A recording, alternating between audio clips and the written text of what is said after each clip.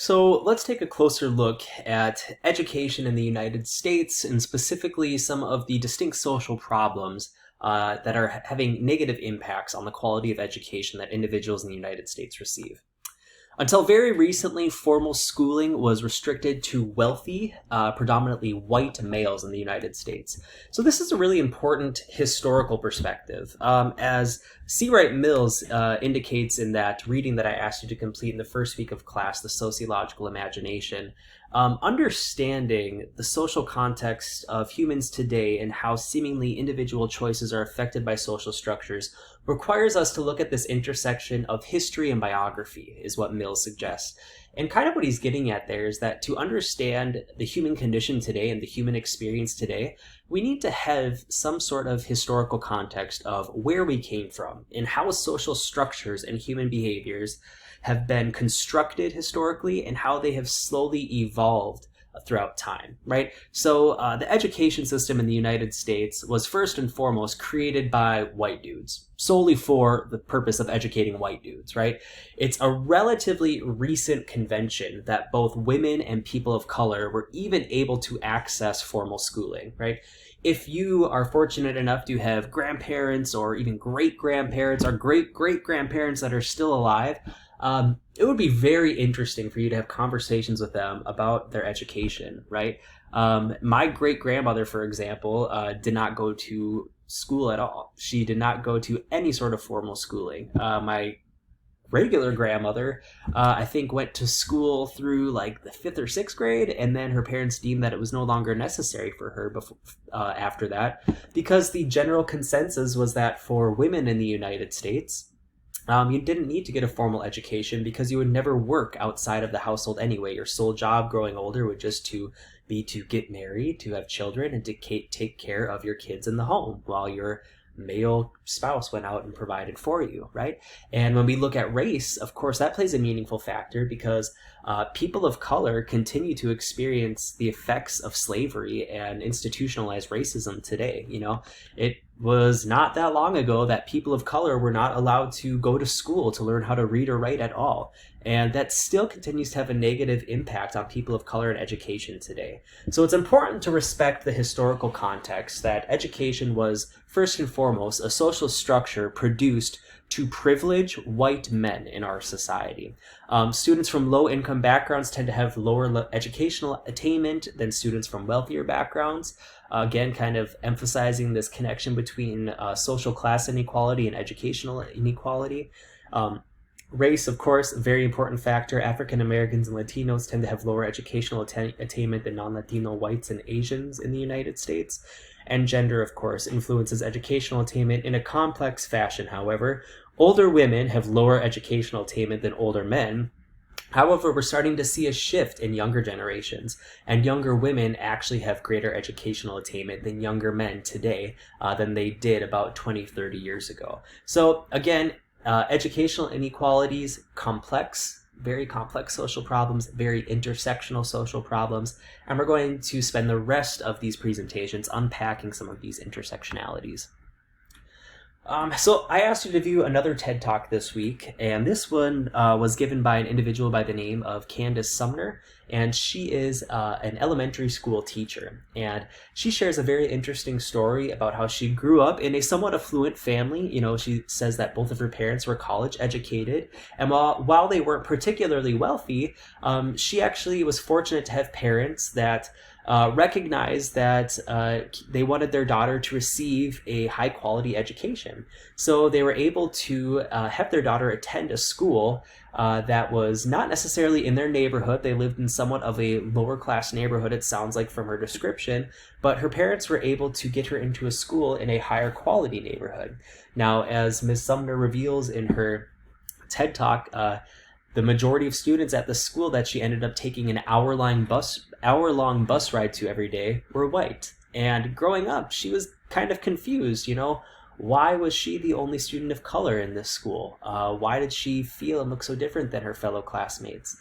And then she went on to become a teacher herself and ended up teaching in the same neighborhood that she grew up in this lower socioeconomic status neighborhood that is predominantly occupied by people of color. And she has to teach her students why they experience this very different form and quality of education in this poorly funded public school in comparison to children the same age that live in neighborhoods that have higher property values and therefore more properly funded schools.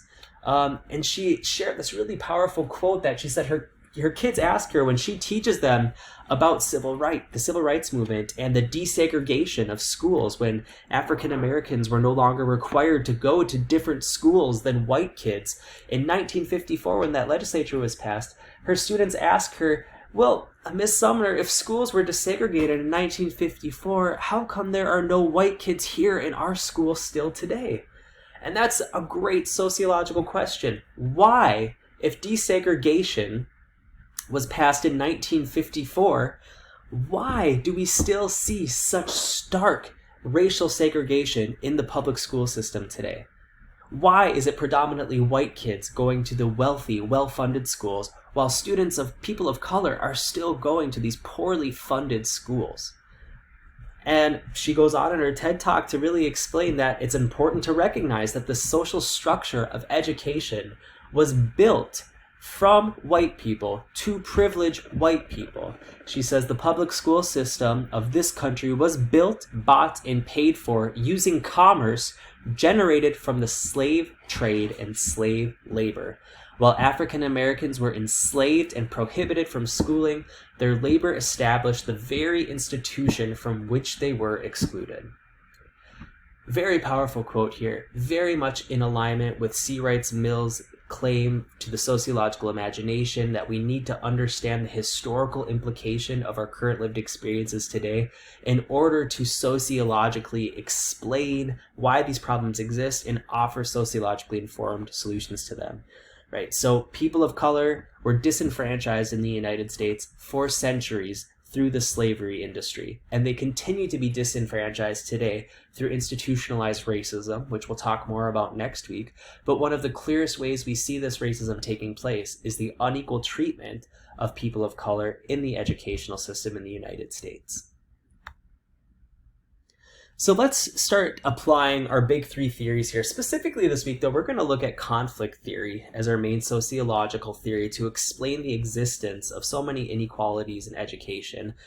Reminder that conflict theories consider how the educational system reinforce and perpetuate inequalities, particularly by limiting opportunities for people to improve their social class standing, right? So conflict theory, again, all about unequal distributions of power. People with power are in control of society. They have availability to scarce resources that give them the power to construct social structures in a way that enable them to maintain those resources. So a prime example in education, white men were in power in our society. They had the ability to construct the current education system that we have. And that's why women and people of color were excluded from formal education, according to this perspective, for so many years, because it gave men that ability to maintain the upper hand. If only white men could go to school and get educated and earn money, white men were in control of society, right? Money talks. You need money in order to have any sort of ability to achieve social mobility in society. And since women weren't allowed to have their own economic resources, right, they were literally considered the property of their husbands for many years in the United States. And since African Americans also weren't allowed to own property or their own income for many years, building this educational system that allowed white men to become educated, to learn the skills that they need to obtain certain degrees that got paid higher salaries, was this way that they were able to maintain their privileged position in society. The fulfillment of one's education is strongly linked to social class. The more money one has, the better education they receive. And obviously, the better education they receive, the higher paying job that they can have. So it's really this cyclical process of reproducing this system of power to ensure that the people who have power keep that power for years and years to come.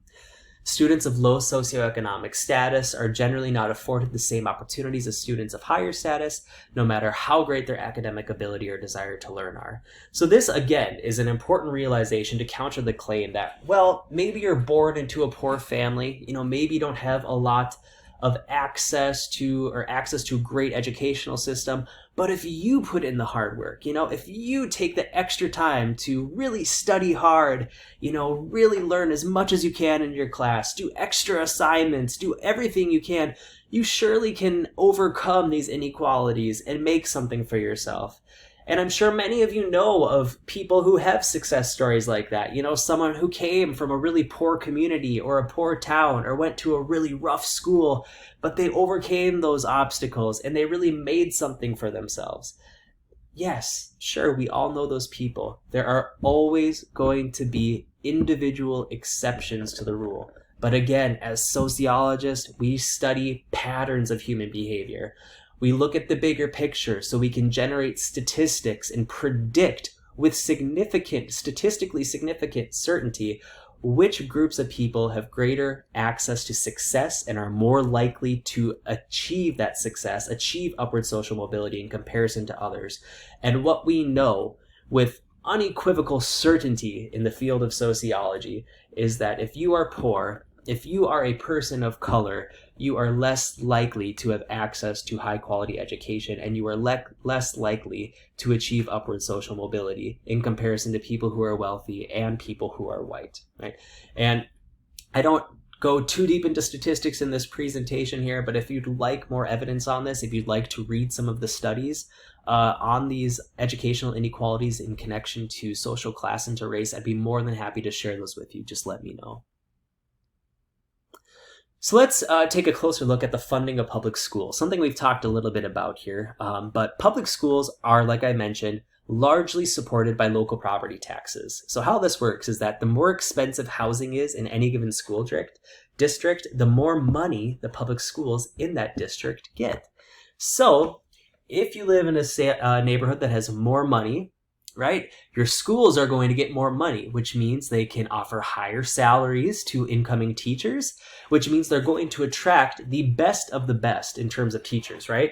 Teachers that get degrees from Harvard and Stanford, etc., they're obviously going to go to the schools that can pay them the most. The teachers that got arguably the highest quality education and training are going to go to the schools that have the most money to pay them, which means that the teachers that maybe got inadequate training, maybe even teachers that don't have a 4-year degree might get hired by some of these poorer schools because that's all they can afford to hire. The more money a school district has, obviously, the better technology and academic resources schools can have. My nephews live in a pretty bougie neighborhood where they're from, and every single one of them in their classes gets a laptop provided by their school because their school apparently has so much funding that they can afford to provide each child in that school their own private laptop. Now, do you think students going to poorly funded schools, for example, on the south side of Chicago, are getting laptops? No. There are schools today that can barely even afford to purchase textbooks for their classes anymore. There are countless numbers of schools that are having to close their music and art programs because they can't afford to buy art supplies. They can't afford to purchase new sheet music or instruments for their students, right? In these poorly funded schools. You see these pictures to the left here, you might think, wow, this is really a gross exaggeration. Certainly there are no schools that look like this. Listen, if you had the opportunity to ever drive through a poorly funded neighborhood in a major city, somewhere like New York, Chicago, Los Angeles, etc., you would be surprised of the quality of schools in those poorly funded neighborhoods. It is not uncommon for schools to have busted windows, for schools to have mold infestations, for schools to be infested with cockroaches and mice in the United States today. This stark level of inequality in terms of the quality of schools is happening in our own backyards. This is not a school from a third world country. All right, this is not a school from an impoverished country. This is a school from the United States. Okay, so it's really important to wrap our minds around the disparity we see in education here. And again, the disparity in educational equality or education inequality is primarily fueled by income inequality. The more money a local neighborhood has, the more they pay in property taxes, the more funding those schools get.